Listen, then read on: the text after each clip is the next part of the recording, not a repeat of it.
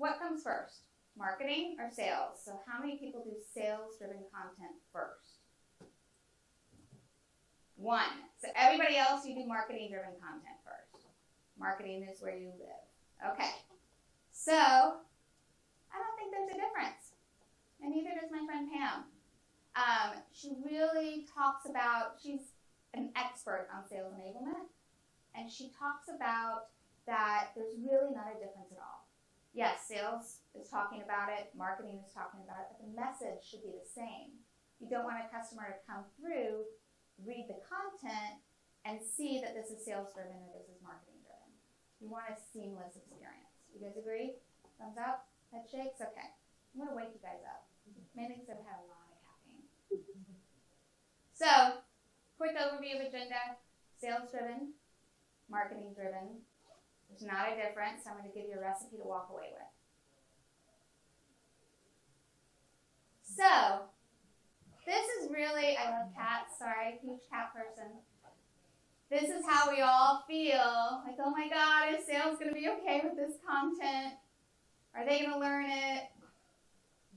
Everybody feel that way when you're dealing with sales? Yeah? Okay. So I like to use case studies. I like to teach from experience. I like to learn from experience. So I'm going to go through a couple of campaigns that I've done in the past year. And the first one is about e-commerce traveler data. So I worked with a company that we had tons of data points with over 300 data partnerships. And we took all of those data partnerships, brought them together, and we had a complete holistic view of how a traveler is searching and how they're booking. So, when I go into sales-driven content or think about how can I help sales, there's a couple of steps I do. I listen to a sales call. It sounds silly, it sounds simple, but go and sit in the room with someone on a sales call. If it's an introductory call, if it's a launch call, any of the calls you want to listen to, you learn from the heart of the customer. And the customer isn't an abstract thing anymore. They're really a person. Then I also listen for common requests. If a customer asks for the same thing over and over again, bing, why don't we have that for them? If sales ask over and over again, couldn't close this deal, didn't work for me because X, because Y, then that's your job to deliver that X and Y so they can close that deal. I also just go ask the sales team. Tip, don't do a room of salespeople. Talk one-on-one. Grab coffee. Hey, did you close that sales deal? No. Why? Ask them. Learn from them. One company I worked for, we did win-loss reports. Who here does them? 1, 2, 3. They're so handy. A lot of times the sales and the product marketing team looks at it, but the consumer marketing team should look at it too. What's winning? Why did you lose it? Why did someone continue to come back? What's the retention rate? Why did someone drop? Where did they go? Learning all of that data will empower you to do more content and more directed content to your audience. And then product needs, product roadmaps. Who uses them? Yay! They really help, and it helps you to predict the future. Okay, so I'm going to start here in April. I know in May this is launching. What can I hint at with my content? By the time we hit next month, it's already in the customer's head, and sales has already started talking about it. So, Dave, new friend of mine, but he talks a lot about it too, that when you talk to a customer again, that abstraction goes away. They become a concrete person. It's not profile X, it's Carmen. It's not profile Y, it's Chris. Putting a face and a voice. So, story I'm going to tell you about, go back to the e-commerce story. This is something I didn't have on my roadmap for content at all. Didn't think about it, didn't know about it, and how it came about is we have a Slack channel that's strictly for our data insights team, where sales will go to data insights and say, hey, trying to close this deal, I need X, Y, and Z. I spy on that Slack channel all the time.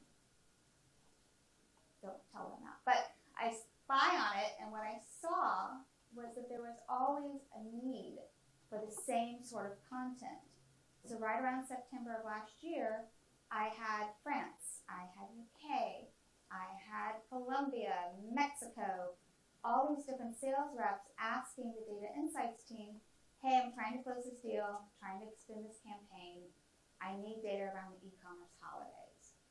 So then I went straight to the horse's mouth and went to the data insights team and I said, hey, is this a common request? And they're like, yeah, once in a while we get it. And so then I went to the individual stakeholders, put them all in a room together, and I said, hey, I want to develop a campaign for you to help sell it. And they're like, what? This is amazing. Yes, please, do it for us.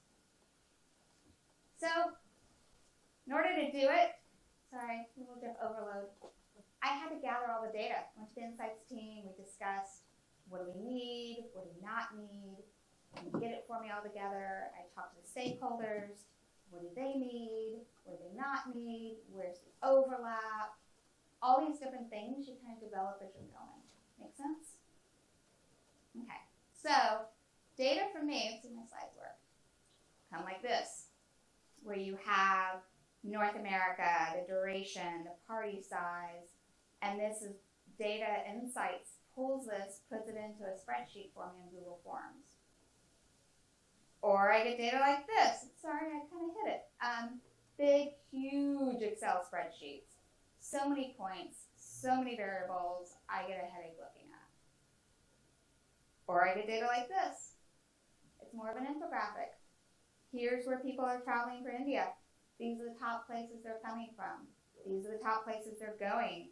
This is what they're looking at. This is the time duration, all of this. So by the end of it, my desk looks like this. I have 3 monitors set up, tons of data, my eyes are glazed over. What's a girl to do? It's a little hot. So I start making it easy to understand. You have all these little tiny data points. Where's the key? Where do you see things that go higher? Where do you see things that go lower? What are some of the times that are really important? So for this e-commerce one, it was around Black Friday, Cyber Monday, White Monday, El Buen Fin, pardon my Spanish, all these different dates that we knew consumers were spending more money online, which was a perfect opportunity for the traveler advertiser to hit them. I'm online shopping for this. Here comes a flight announcement. Oh, maybe I'll go to Hawaii instead. That's what we were looking at. So we started pulling all this data together in the data points and started looking, where are those peaks, where are those valleys. So we also looked at what's the story, how are people looking at it, putting it in a simple storyline slide, something that sales could talk to. So in October, this is happening. In November, this is happening. In December, this is happening.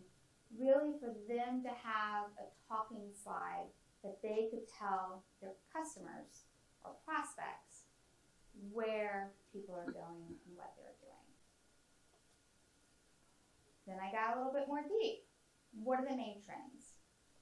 What are people really looking at? So this one is for US. It's looking from 2017 to 2018, a little bit of 2016.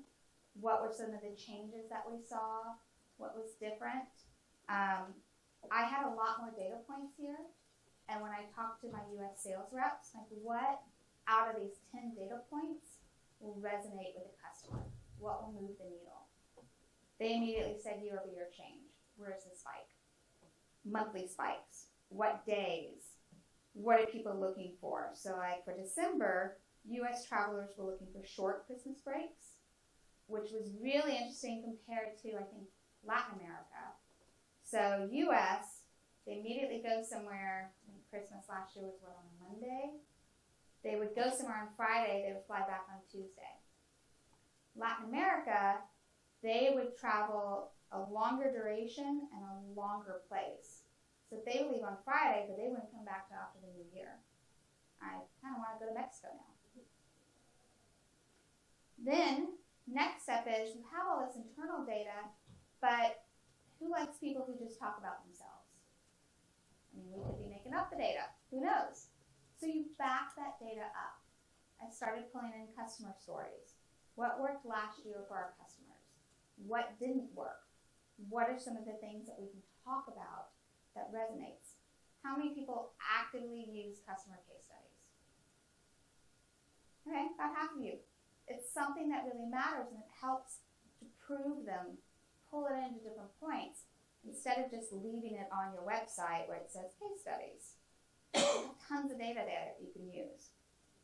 For the travel industry, Skift and Focusrite are two of our main industry companies. So we went to them and pulled data. What were they seeing for e-commerce? What was holistic? And then I also pulled stuff from eMarketer.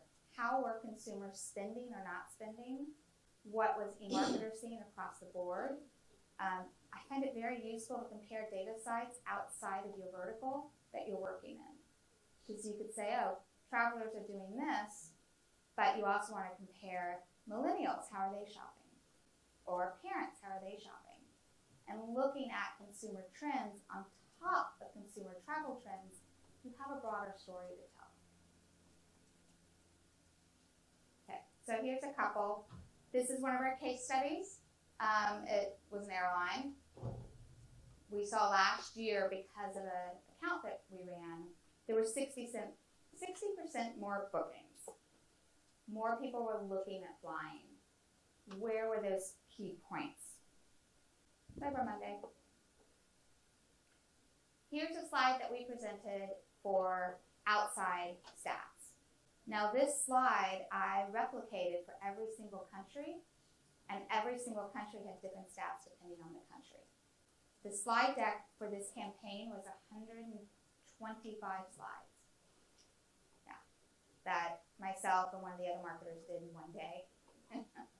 We divided. I was like, okay, I'll do this, you do that, come together, had somebody else look at it for the third set of eyes, launched it, and then sales had, here's all the stuff for the US. Here's all the stuff for Latin America, which actually broke out in 3 different countries. Here's all the stuff for EMEA broken out in 5 different countries, with each stat accordingly. So when you think about Carmen, went whoa when I said 125 slides, it was actually closer to 10 and then replicated for each country, and all I did was change those little circles.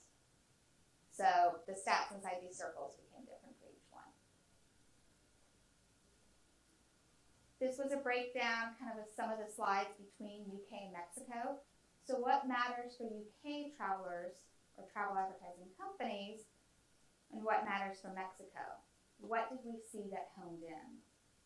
Mexico, I had a lot more data, and there was one stat that they're like, no, that doesn't speak to our story, take it out, and so we went harder on the other stats. Shira, one of my other friends, is really good at sales enablement. She loves going to the customers, so this is her quote. She sits down with the salespeople, really talks to the salespeople about the customer. She also goes to customer success, so going to your success reps or your knowledge base, they'll have more answers. Just think about it, when you have a problem, who do you call? The help desk. So Carmen's doing a campaign, she might go to the help desk of one of her clients and say, what are people needing help with? What do they not know? Perfect way to know the customer. So, going back through the e-commerce story, I made sure that you included sales through the entire point of reference. I asked them, what do you guys need? What's missing? What are you hearing from the customer? How's it going with that call? I actually sat in on some of the calls when the campaign launched. What did you lose last year that you won this year, or vice versa? And then I would put the draft together, send it to my key salespeople and say, what am I missing? How does this look? Becoming a part of the conversation and a part of the workflow, it empowered sales to do more, and they spread the message more. And for those who were not a part of the conversation, I did training and announcements. So we have a sales meeting once a month.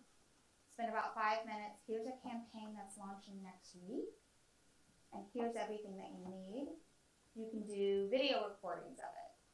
which is a lot of fun. You can put to music. You don't have to stay on brand because it's internal. And you can be like, hey, here's this, come out. They get really excited. And I also did all company emails. And then in the all company emails, make it really easy. So I did a blog.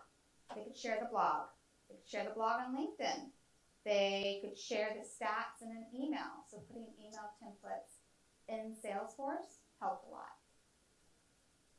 And then also the stats individually. Here are the key talking points.